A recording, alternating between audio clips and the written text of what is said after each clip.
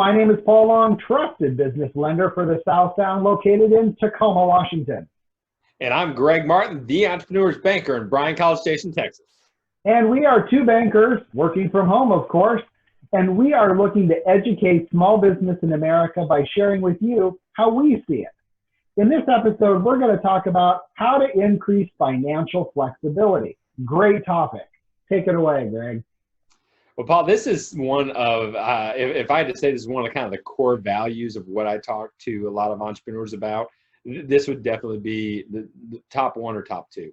And I think that this is so important because entrepreneurs have seen the value in being operationally flexible during the last couple months. I mean, let's face it, COVID-19, the shelter in place, and all the things that have been going on has really just, I mean, it came out of the blue. No one was prepared for it. And to be able to say, hey, everyone stay at home. You can't go to work except if you're deemed essential. If you don't have that, you don't have revenue coming in, you don't have customers coming in, but guess what? You still have expenses. You still have to make payroll. You still have to do a lot of stuff. Now, the PPP and a lot of those other programs have really helped a lot. But what I loved seeing throughout all of this, that there were a couple entrepreneurs that just displayed operational flexibility like I've never seen. One of the things that caught national news is that there was actually distilleries that shut down, stopped making whiskey, which, you know, okay, at the end of the day, they probably could have kept making whiskey, and because I think alcohol sales are probably up. But the fact of the matter is that the nation, the world needed hand sanitizer. And so it is the same basic process for you to be able to mix hundreds of thousands of gallons of liquid. And so you had alcohol distilleries that quickly, on a dime, converted into making hand sanitizer. There's a restaurant here locally, and everyone knows restaurants were hit one of the hardest industries. You know, and they're still hit hard because, you know, depending on where you are, you're at 50% capacity or less. But there's a local restaurant that said, hey, you know what? We have food suppliers, and they supply us every single day. And people aren't really wanting to go out to supermarkets and walk around and talk and potentially be in contact with somebody. So they said, how about you come to us? You can come get your hot hoagie, your pizza, and oh, by the way, how about your milk? How about your bread? How about some eggs? How about some lettuce, some tomatoes? So they transformed into like a style bodega type thing, and to be able to say, yeah, you come in. So one, that not only is so creative in using their supply chain to their advantage, but it's having that nice little twist. And while you're there, it's convenient shopping. It's like, okay, well, I didn't realize you had that, but you know what? My wife said she needs me to pick up some eggs and some milk while I'm here. You know what?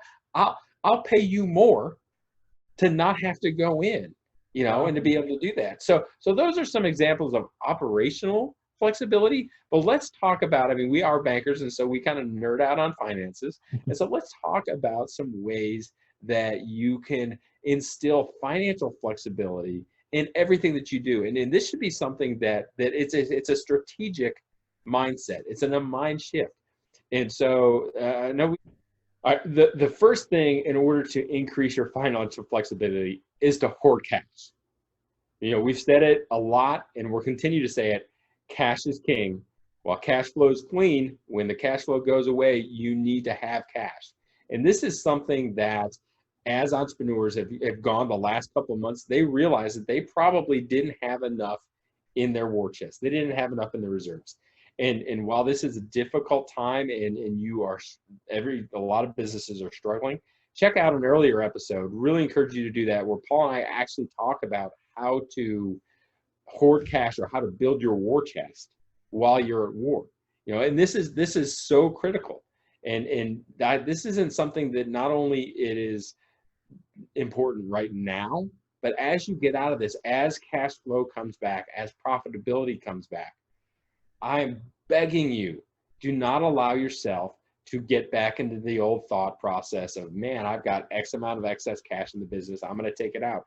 Yes, you do deserve that as the owner, but you need to have long-term sustainability in your business.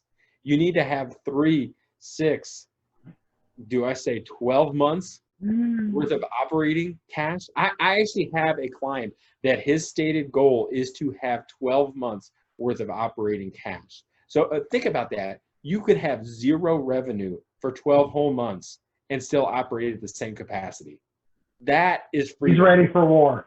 That is flexibility. He is ready for war. So the second thing that I would say is that you need to understand and you need to be aware of your working capital cycle. That working capital cycle is the cycle that bank nerds talk about of how the money actually flows out of your business and then back into the business. How your business takes cash, takes liquidity, and turns it through that cycle into profit, into more stuff. So you need to know that. You need to be tracking your accounts receivable. You need to know, I mean, is somebody 50% or more of what is owed to me? You need to know your suppliers. You need to be talking to them to, one, ask them to be able to extend terms to you.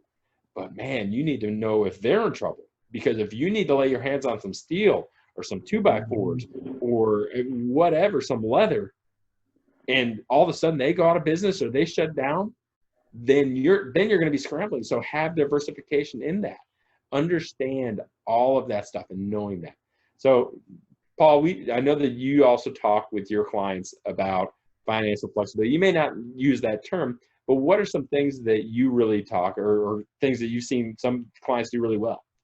You know, one thing that actually had to happen today, you know, I asked him, you know, what kind of term he's looking for. Oh, I'm going to pay it off in a year. But our policy is we could go 48 to 60 months. And so if you do have term debt, you know, make sure that you're choosing the longest amortization possible. And because, again, if you have that flexibility, if you want to pay it off in a year, my gosh, go ahead and do it. That's wonderful. But in this case of COVID-19, where everything kind of closed down, wouldn't it be nice to have some financial flexibility within your payment? Okay, maybe I will go back to the lower payment because it provides additional cash flow. So make sure you do that. Again, I understand you want to pay off your debt, but think about the worst case scenario in there too. Line of credit, have one in place before you need it. I'm going to say it again because it's that critical. Have it in place before you need it again. It is so critical. You know, work with your banker to understand how lines of credit amounts are determined. There's many different ways to calculate that. If you Google this, your brain will explode. There's so many different ways to do it. And every bank does it differently. So keep that in mind too. And again, you know, if you have a $2 million line of credit and you already owe $1,500, or I'm sorry, $1.5 million, then you probably still actually only have a $500,000 line of credit. So again, make sure you're using the line of credit properly and that you have availability on the line of credit. And last but not least, and I know this is a duh, but have as little debt as possible. It's amazing how much financial flexibility you can have when you don't have to pay somebody else and you can really keep that money in-house.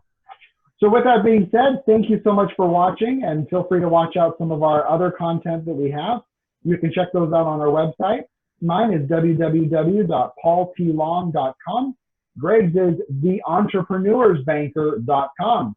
We look forward to seeing you on another episode. Thanks. See y'all.